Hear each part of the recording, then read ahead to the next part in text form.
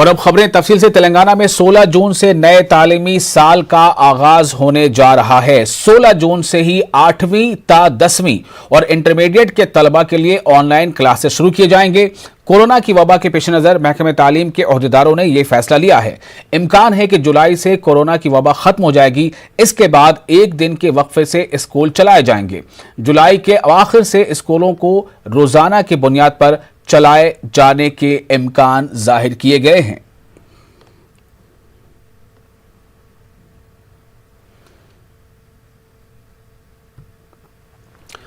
Telangana LP set का एलामिया जारी हुआ है। इंजीनियरिंग डिप्लोमा कोर्स के साल 2 में दाखिले के लिए एलपी सेट मुनक्किद किया जाता है। State board of technical education and training की जानिब से एलामिया जारी किया गया है। कल से 21 जून तक दरख्वास्तें वसूल की जाएंगी।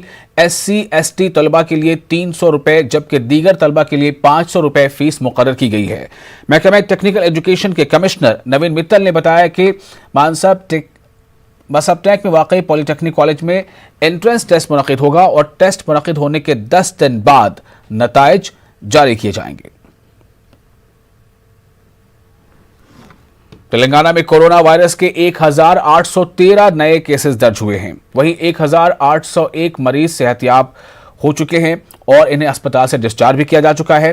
कल एक ही दिन में कोरोना से रियासत भर में 17 मरीजों की मौत हुई है। रियासत भर में सबसे ज्यादा जिला खम्मम में 180 नए केसेस दर्ज हुए हैं, जबकि कामारेड्डी में सबसे कम सिर्फ 6 मामले सामने आए। ग्रेटर हैदराबाद के हदूद में 189 केसेस दर्ज हुए।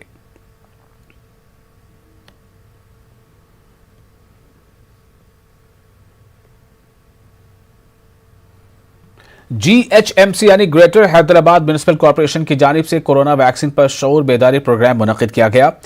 खैरताबाद जोनल कमिश्नर की क़यादत में खैरताबाद इलाके में वैक्सीन शऊर बेदारी प्रोग्राम मुनक्किद हुआ। जोनल कमिश्नर ने तमाम शहरियों से वैक्सीन लेने की अपील की। जोनल कमिश्नर ने कहा कि कोरोना को शिकस्त देने के लिए वैक्सीन लेना बेहद जरूरी है।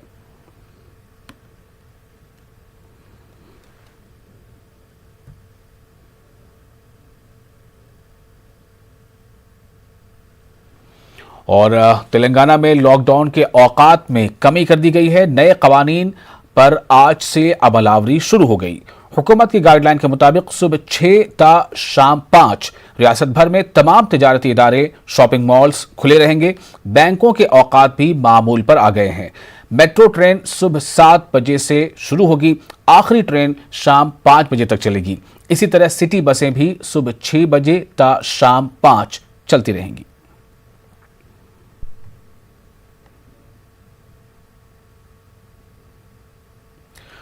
कोरोना की दूसरी लहर में ऑक्सीजन न होने से कई अमवात हुई हैं। ऐसे हालात में लायंस क्लब इंटरनेशनल फाउंडेशन ने जरूरतमंदों को ऑक्सीजन कॉन्सेंट्रेटर फराहम करने का ऐलान किया है। लायंस क्लब इंटरनेशनल के मेंबर्स ने आज KTR से मुलाकात करते हुए 1 करोड़ रुपयों की लागत के 200 ऑक्सीजन कॉन्सेंट्रेटर्स हवाले किए। रियासती वजीर ने लायंस क्लब के मेंबर्स का शुक्रिया अदा किया।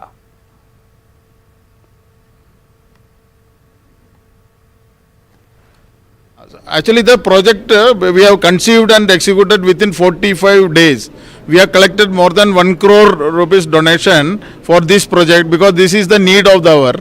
So each district, there are 7 lion districts spread over Telangana.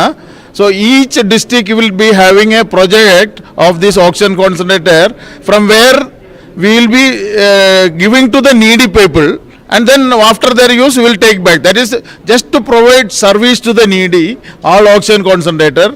Like that 200 concentrator right now we have made it available for the public, and that is through the Lions Clubs International Multiple District 320. So this is the project first of its kind. More than 1 crore we have collected and donated. So this will be definitely useful to the people who are right now require oxygen, and we are now going to serve them through our Lions Club. ఈ రోజు ఇక్కడ హైదరాబాద్ లో రాష్ట్ర ప్రభుత్వానికి ఒక 250 oxygen కాన్సంట్రేటర్లు కూడా వారు అందించడానికి ముందుకు వచ్చినందుకు లయన్స్ క్లబ్ మరి బాధ్యులందరికీ, ఆఫీస్ బేరర్స్ ఎవరెవరైతే ఉన్నారో పేరు పేరున గవర్నర్స్ అందరికీ హృదయపూర్వకంగా ప్రభుత్వ పక్షాన, పర్సనల్గా నా పక్షాన కూడా నేను హృదయపూర్వకంగా అభినందనలు తెలియజేస్తా ఉన్నాను. పెద్దలు చెప్తారు, మానవ సేవే మాధవ సేవ. అంటే సాటి మనిషికి సేవ చేయడం, సాటి మనిషిని ఆదుకోవడం, సాటి మనిషికి అండగా నిలబడడం అనేది ఒక మనిషి యొక్క ప్రాథమిక లక్షణం. మరి ఆ లక్షణాలన్నింటినీ కూడా బ్రహ్మాండంగా పుణికిపుచ్చుకొని ఒక సేవాభావంతో, ఒక మంచి ఆదర్శ విధానంతో లయన్స్ క్లబ్ని నడుపుతున్న గౌరవనీయులు మన సునీల్ గారు, అదే రకంగా మోహన్ గారు, అదే రకంగా వారి మొత్తం గవర్నర్సు, వారి కార్యవర్గ సభ్యులందరికీ పేరు పేరు అందరికీ కూడా హృదయపూర్వకమైన అభినందనలు. ఇదే हैदराबाद के इलाका शाह अली बंडा के मजलिसी कोऑपरेटर मोहम्मद मुस्तफ़ा अली मुजफ्फर की जानिब से गरीबों में राशन तकसीम किया जा रहा है। उन्होंने कहा कि पिछले साल भी लॉकडाउन के दौरान उन्होंने बिला लिहाज मजहब व मिल्लत अवाम में राशन तकसीम किए हैं। इसी तरह इस साल भी हजारों अफराद में राशन तकसीम किया जा रहा है। उन्होंने कहा कि राशन के अलावा कोरोना से मुतासरा मरीजों को ऑक्सीजन सिलेंडर्स भी फराहम किए गए हैं। दौरान लॉकडाउन पिछले साल 22 मार्च से लॉकडाउन के दौरान जो मुसीबत ज़दा लोग हैं, मुस्तहक़ लोग हैं, उनमें राशन, दवाएं, दूध पहुंचाने की कोशिश की गई। अल्हम्दुलिल्लाह पिछले साल 2 बार राशन गरीब मुस्तहक़ तक पहुंचा है। इस बार भी ऑक्सीजन सिलेंडर की किल्लत हो चुकी थी। उसको मद्देनज़र रखते हुए बैरिस्टर असदुद्दीन ओवैसी साहब की इंस्ट्रक्शंस पर हम 100 सिलेंडर रख के यहाँ पे लोगों की मदद करें।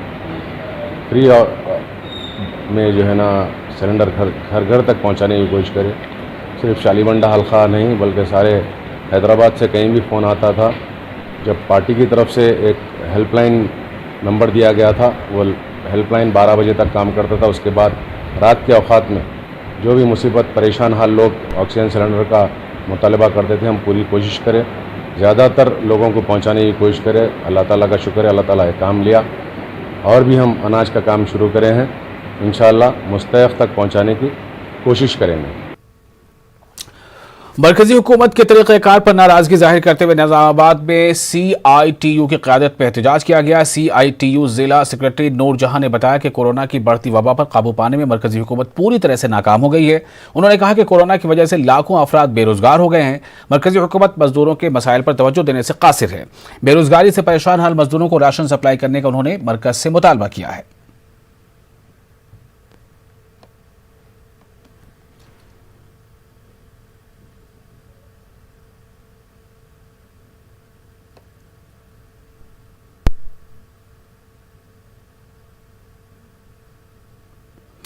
नेटवर्क 18 फेडरल बैंक संजीवनी गाड़ियां पूरे मुल्क में कोरोना वायरस से मुतासरा अजला में गश्त कर रही हैं।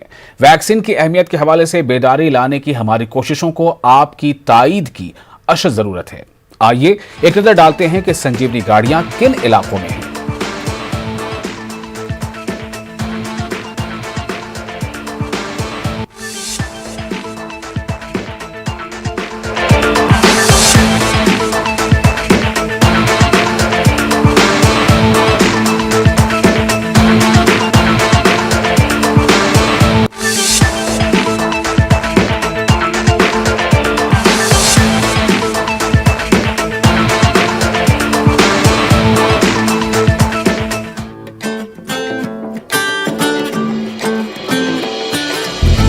लगा जरा टीका लगा, जब अपनी बारी आए टीका लगा। हो ये जो ढाल सी है वो कमाल सी है, संजीवनी आई यहाँ।